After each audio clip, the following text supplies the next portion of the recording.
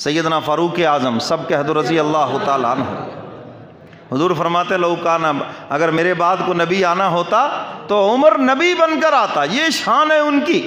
اور حضور سے کس قدر محبت ہے۔ ایک دن حضور ہاتھ تھامے ہوئے عرض کرتے اللہ کے محبوب آپ سے محبت بہت ہے، ہر چیز سے زیادہ پیار ہے سوائے اپنی جان کے، اپنی جان کے۔ حضور علیہ الصلوۃ والسلام نے فرمایا عمر سنو، اس وقت تک کوئی مومن ہی نہیں ہو سکتا جب تک وہ اپنی جان، مال، اولاد، ہر چیز سے زیادہ مجھ سے پیار نہ کرے۔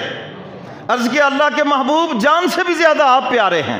فرمایا الان ہاں، اب اس منزل کو آپ پہنچے ہیں۔ تو میرے محترم سامعین، اس طرح حضور سے عشق ہونا چاہیے، حضور سے محبت ہونی چاہیے۔ اللہ اکبر۔ حضور علیہ الصلوۃ والسلام کی خدمت میں ایک منافق اور ایک یہودی اپنا کیس لے کر آ گئے۔ حضور علیہ الصلوۃ والسلام نے دلائل، گواہی، شہادت کی بنیاد پہ فیصلہ یہودی کے حق میں کر دیا، اور جو منافق تھا وہ مطمئن نہ ہوا حضور کے فیصلے پر۔ جی حضور نے فیصلہ ٹھیک نہیں کیا۔ یاد رکھو حضور سے زیادہ کون پھر اچھا فیصلہ کر سکتا ہے۔ آ گئے سیدنا فاروق اعظم کے پاس، دروازہ کھٹکھٹایا۔ امیر المومنین، اس وقت تو امیر المومنین نہیں تھے، سیدنا فاروق اعظم کا دروازہ کھٹکھٹایا۔ کیسے آنا ہوا؟ کہنے لگے جی ایک مقدمہ ہے، معاملہ ہے، آپ فیصلہ فرما دیں ہم دونوں کے درمیان۔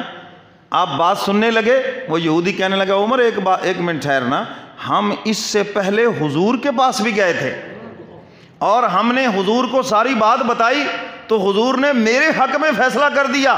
اور یہ کہنے لگا کہ حضور نے فیصلہ صحیح نہیں کیا، میں کلمہ گو تھا، میں حضور کا امتی تھا، حضور کو چاہیے تھا میرے حق میں فیصلہ کرتے۔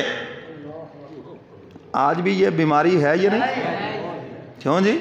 اور بہت سے اس وجہ سے جہنم میں جائیں گے۔ نجائز سپورٹ، نجائز حمایت ہیں کو برادری کی، دوست کی، رشتہ دار کی۔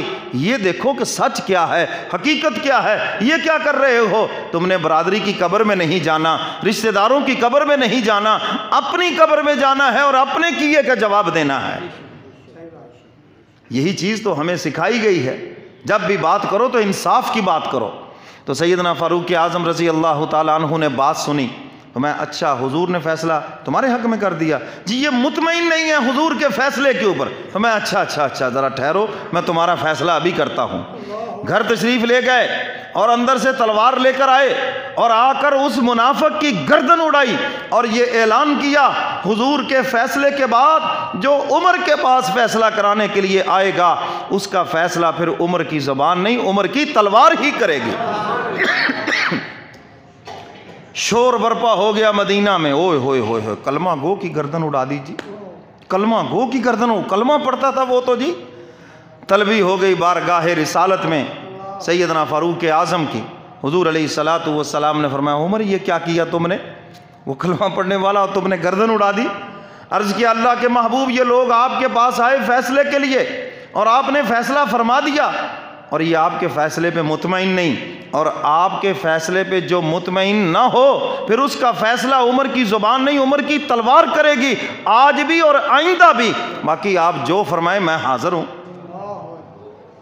جو آپ کو حاکم نہیں مانتا عمر اس کو مومن ہی نہیں مانتا۔ میرے محبوب نے ابھی کچھ فرمایا نہیں تھا، جبریل قرآن لے کر آ گئے۔ فرمایا فَلَا وَرَبِّكَ لَا يُؤْمِنُونَ حَتَّى يُحَكِّمُوكَ فِي مَا شَجَرَ بَيْنَهُمْ ثُمَّ لَا يَجِدُوا فِي أَنفُسِهِمْ حَرَجًا مِمَّا قَضَيْتَ وَيُسَلِّمُوا تَسْلِيمًا۔ میرے محبوب یہ تو قانون اور ضابطے کی بات ہے، جو آپ کو حاکم نہیں مانتا ہم اسے مومن نہیں مانتے۔ جو آپ کے فیصلے کے اوپر مطمئن نہیں، جو آپ کو حاکم نہیں مانتا، انصاف کرنے والا نہیں مانتا، ہم اسے مومن نہیں مانتے۔ اور ایسے دل کے بیمار کی اگر عمر کی تلوار نے گردن اڑا دی ہے تو یہ فیصلہ عمر کا جذباتی نہیں ہے بلکہ آفاقی ہے۔ فرمایا جو فیصلہ فرش کے اوپر عمر کا ہے عرش کے اوپر تیرے رب کا بھی یہی فیصلہ ہے۔ بات سمجھ آئی بھی؟ اللہ اکبر۔ تو میرے محترم سامعین، صحابہ ایسے عاشق ہیں حضور کے، اللہ ہمیں بھی ایسا عشق نصیب فرمائے۔ آج تو بھئی عشق نام ہے جھنڈیوں کا۔ کس کا نام ہے؟ جھنڈیوں کا، ہاں، حلوہ شریف کا، کھیر کا، سیویوں کا، ان چیزوں کا نام عشق رکھ دیا۔ کیوں جی؟ بازار سجا دو، گلیاں، حضور آئے دلوں کو سجانے کے لیے ہیں، اور یہ کہتے ہیں گلیاں سجا دو، بس بازار سجا دو، حضور خوش ہوں گے۔ بھائی یہ کام کوئی مشکل تھا وہ مدینہ کے منافقوں کے لیے یا مکہ کے کافروں کے لیے؟ کیا یہ مشکل تھا کہ وہ بازار گلیاں نہیں سجا سکتے تھے؟